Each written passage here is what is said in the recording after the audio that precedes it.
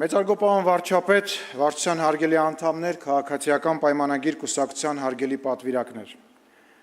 Ողջունում եմ բոլորիդ եւ շնորհակալություն հայտնում վստահության եւ ձեր առջեւ ելույթ ունենալու այս հնարավորության համար։ Մենք միասին ստեղծել ենք եւ վստահ կարող եմ ասել կայացրել ենք հայաստանյան քաղաքական դաշտի ամենաինստիտուցիոնալ, արագ զարգացող եւ ժողովրդավար կուսակցությունը։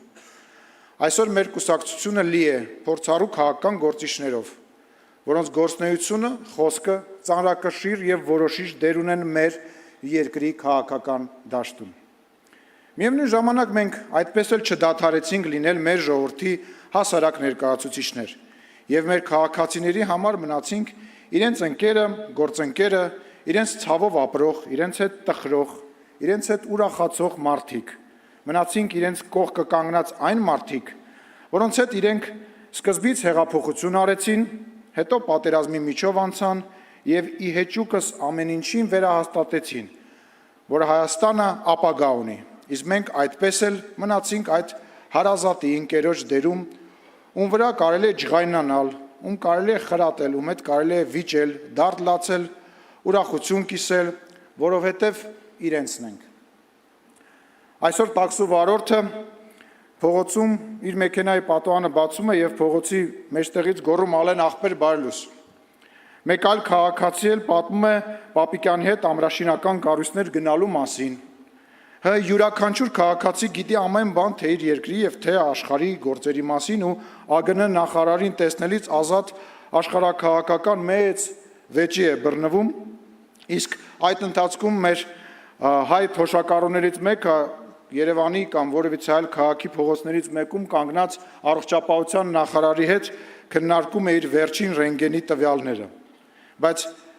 հետաքրքիր է, որ մեր հետ խոսելիս եւ հրաժեշտ տալուց բոլորը մի բան են ասում. մեր Նիկոլին լավ կնայեք։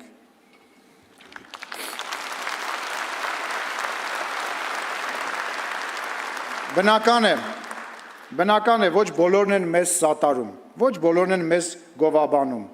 Այն բոլոր մարդկանց, ովքեր անկեղծ, կրկնում եմ անկեղծ ասելիք ունեն, մենք պետք է ամեն օր հրավիրենք խոսակցության։ Խոսենք, պատմենք, կիսվենք ու նորից խոսենք։ Եվ այս նախընտրական շրջանը այդ խոսակցությունը ունենալու լավագույն ժամանակն ու հնարավորությունն է։ Խոսակցություն, որ մենք պետք է լսենք մեր սխալների, բացթողումների մասին եւ պատմենք ու բացատրենք մեր քաղաքացիներին մեր պատկերացումների մասին, որովհետեւ խոսակցությունը ամենակարևոր բանի մասին է։ Իրական Հայաստանի եւ հայ ժողովրդի մասին է։ Ու այսօր այս խաղաղության ամենակարևոր բառը դա խաղաղություն բառն է։ Այս խոսակցության ամենակարևոր բառը դա խաղաղություն բառն է։ Կասեմ միայն, որ մեզանից շատերը երազում էին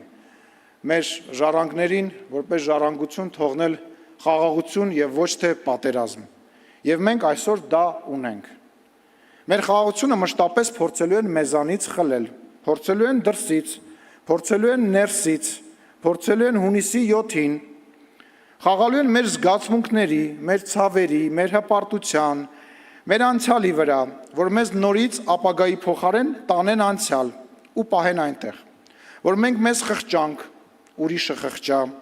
որ հայի բախտն է մերը, ու մենք ոչ ապրենք, ոչ շատանանք, ոչ էլ լինենք։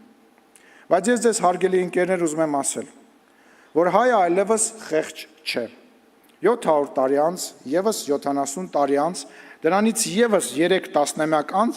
այսօր մենք կանք, մենք անկախ ենք, մենք ազատ ենք ու մենք ապրելու ենք ու լինելու ենք հավետ, լինելու ենք անկախ, ազատ ու մեր խաղաղ պետականությամբ։ Եվ ուրեմն փառք մեր նահատակներին, կեցե մեր ժողովուրդը եւ կեցե Հայաստանի Հանրապետությունը եւ Աստված մեզ օգնական։